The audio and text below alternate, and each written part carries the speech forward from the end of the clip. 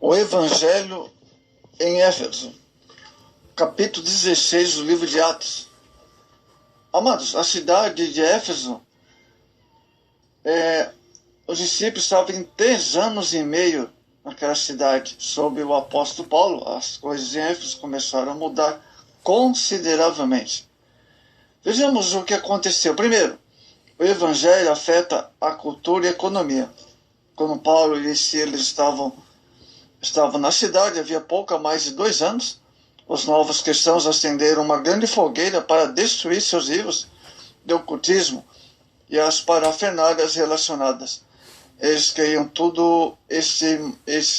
temaram todo esse material. Atos 19, verso 9. Lucas registra o valor. Lucas gosta de contar e registrar essas coisas. Ele foi o primeiro a registrar a história da igreja. Ele viu a importância de manter registros precisos, que incluíam números. Ele observava que a quantidade de material que foi queimado custava aproximadamente 50 mil moedas de prata. Uma moeda de prata equivalia aproximadamente o dia de um salário de um homem. Não é à toa que todos os acontecimentos impactou Éfeso. E não foi só isso que aconteceu. Uma outra mudança decorrente do impacto do Evangelho na cidade de Éfeso foi a diminuição no comércio de ídolos. As pessoas que trabalhavam fazendo ídolos se reuniam em forma de um sindicato, e o seu líder chamava Demétrio. Ele ficou muito chateado com a queda das vendas dos ídolos. A prepotência dos cristãos na cidade tornou-se tão grande que o mercado de ídolos estava secando, diminuindo. Por conseguinte, a cidade estava à beira de sofrer grandes perdas econômicas.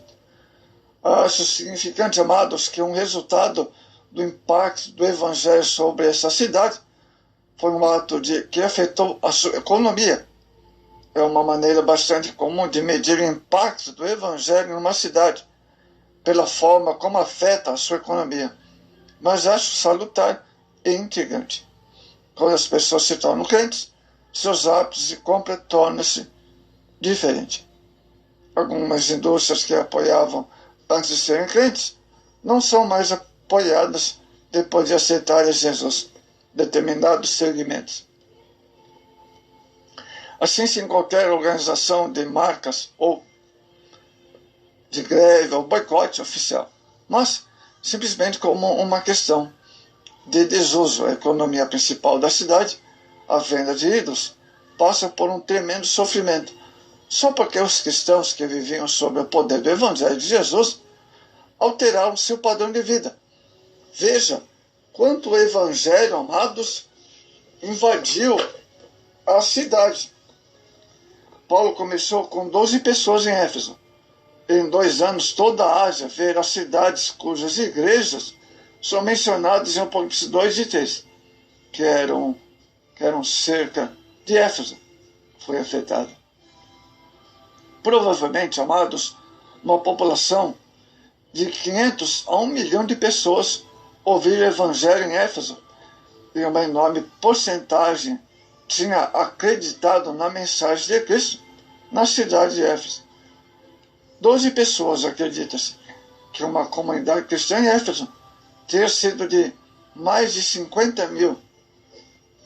Foi exatamente a dinâmica com o que aconteceu nesta cidade. Amados, estou convencido de que podemos aprender com todos os fundadores da igreja do Novo Testamento. O Senhor não necessariamente nos está a dizer por sua palavra que o mesmo programa de trabalho em Éfeso devemos colocar em prática aqui.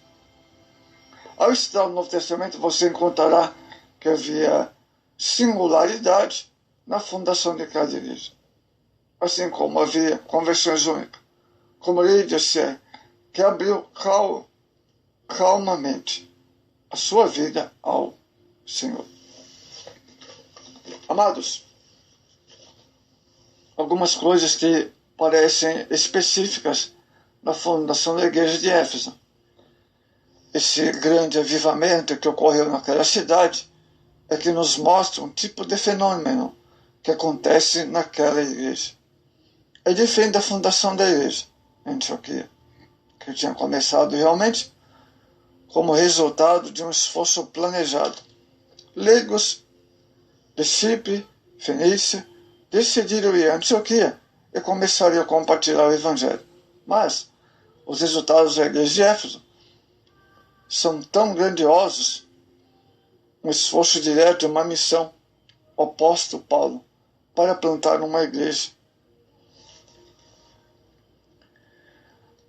Amados, quais são os principais ingredientes desse trabalho? Primeiro, no caso de Éfeso, um ingrediente-chave para o caso de Éfeso certamente é o ministério do próprio Paulo, um líder divinamente chamado e ordenado. Olhe para o que aconteceu em Éfeso, amados. Lembre-se, no tempo que Paulo chegou lá, em torno do ano 54 ou 55, depois de Cristo.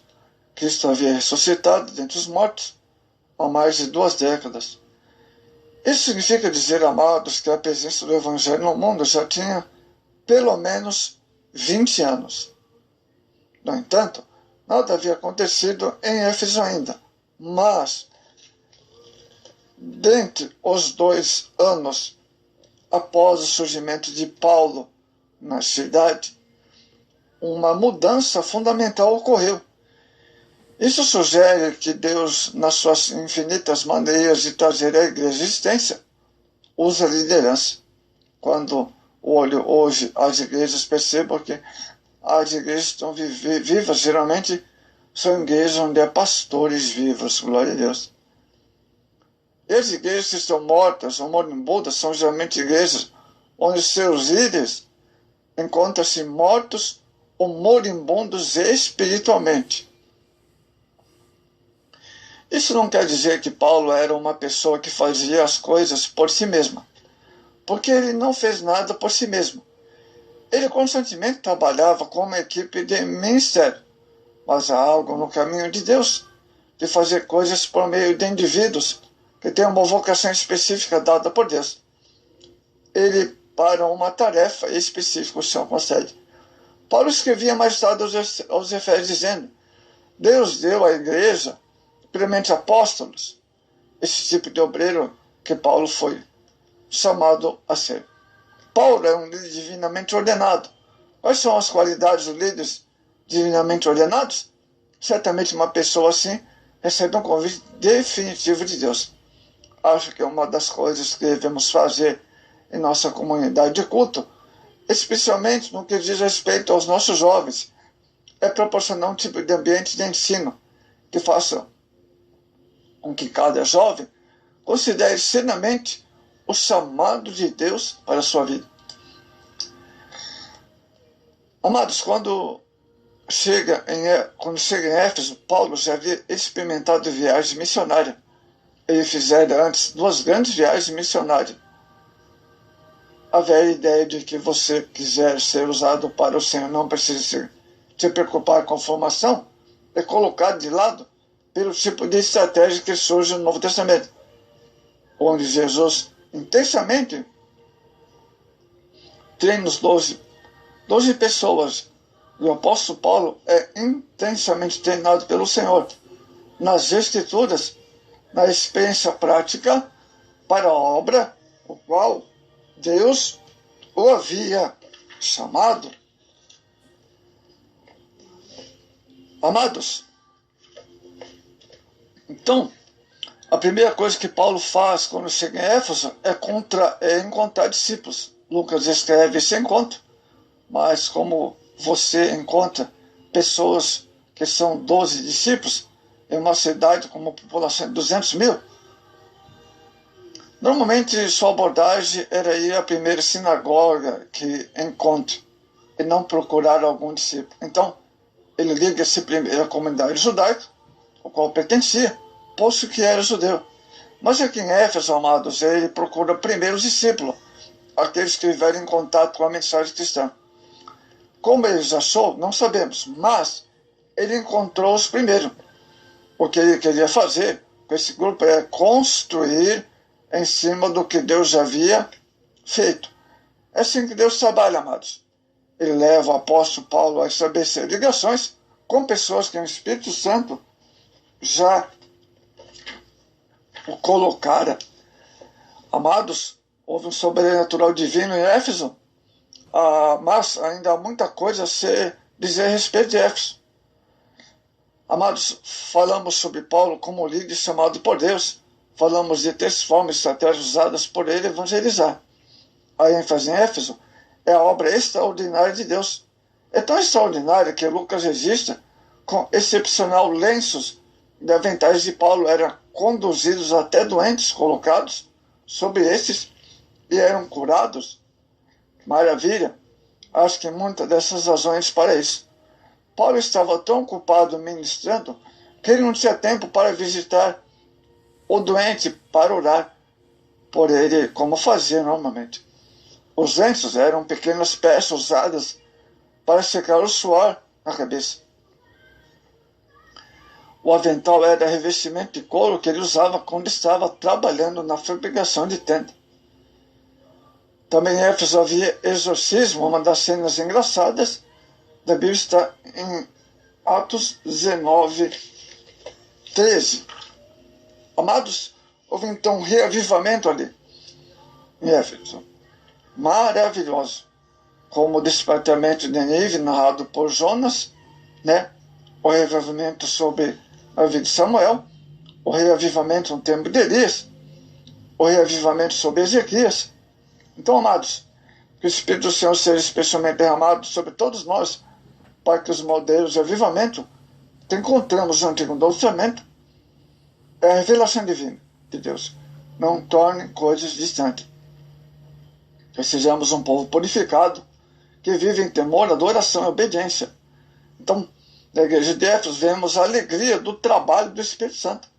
Vemos o compromisso e a obediência à sua palavra, a expansão do Evangelho de uma forma extraordinária, dentro de apenas 3 anos e meio. Oramos, Deus aviva a sua obra. Então, oremos para que o Senhor aviva. Ore para que Deus aviva a sua cidade, como aconteceu no tempo quando Paulo foi para a cidade de Éfeso.